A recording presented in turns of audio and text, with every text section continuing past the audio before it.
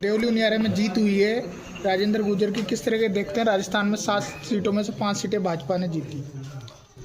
आज के राजस्थान के उपचुनाव के अंदर देवली उनियारा विधानसभा के अंदर कांग्रेस के तिलिस्म को खत्म कर भारतीय जनता पार्टी के कार्यकर्ताओं ने देवली उनियारा में भारी मतों से इस विधानसभा को जीता है।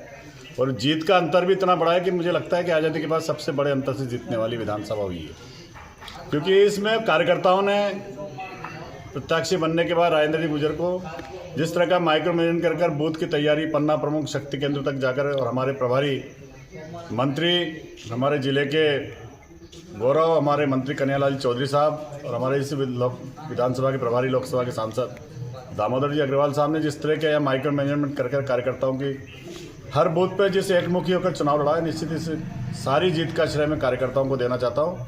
निश्चित राजेंद्र जी को बधाई देते हुए यही कि हमने जनता से जो वादे करें उनको निश्चित हम पूरा करने का काम करें। हमारी कथनी और करनी में कोई फ़र्क नहीं है, हम जो कहते हैं वो करते हैं। जनता ने हम पे विश्वास करा, जनता के विश्वास पर हम खरा उतरेंगे। चुनाव के बीच में संगठन की गुटबाजी को लेके बहुत ज़्यादा अफवाहें जा रही थी, लेकिन जो जीत हुई उसके बाद आप क्या कहना चाहेंगे? मुझे लगता नहीं है कि भारतीय जनता पार्टी में पूरा संगठन एकमुखी होकर इस चुनाव को लड़ा है, और उसी का परिणाम आप और हम सब देख रहे हैं।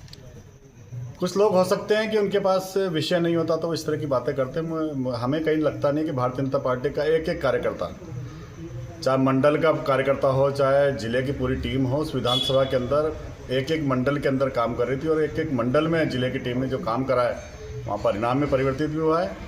मुझे नहीं लगता कि कहीं इस तरह की बातों को कोई जगह देना चाहिए, क्योंकि भारतीय जनता पार्टी एक मुखी होकर चुनाव लड़ी। हमारे माननीय प्रदेश अध्यक्ष मदन जी राठौड़ ने भी कहा है कि हमारे यहाँ कहीं कोई बागी नहीं था, कहीं कोई विरोधाभास नहीं था, और पूरी पार्टी एक मुखी होकर चुनाव लड़ी। उसी का परिणाम है 7 में से 5 सीटों पे भारतीय जनता पार्टी का कमल। हरीश मीणा ने कई बार आरोप लगाया नरेश मीणा जो आए ये भाजपा की बी टीम है।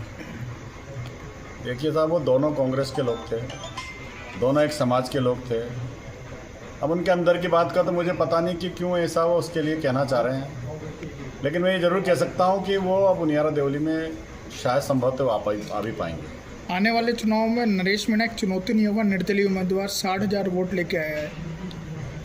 निर्दलीय चुनौती हो गया, भारतीय जनता पार्टी को इस बात के लिए कोई फर्क नहीं पड़ता। इसलिए नहीं पड़ता कि भारतीय जनता पार्टी का कार्यकर्ता आज चुनाव आ गया, परिणाम हो गए, जीत गए, कल से पार्टी और संगठन के लिए वापस काम करने को तैयार है।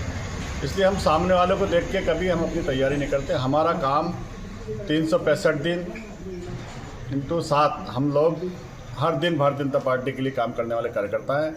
इसलिए हमें इस चीज़ का कोई फर्क नहीं पड़ता कि कोई कितने वोट लाए न लाए। हमें भी तो 1 लाख से ऊपर वोट मिले, उसकी भी तो बात करें।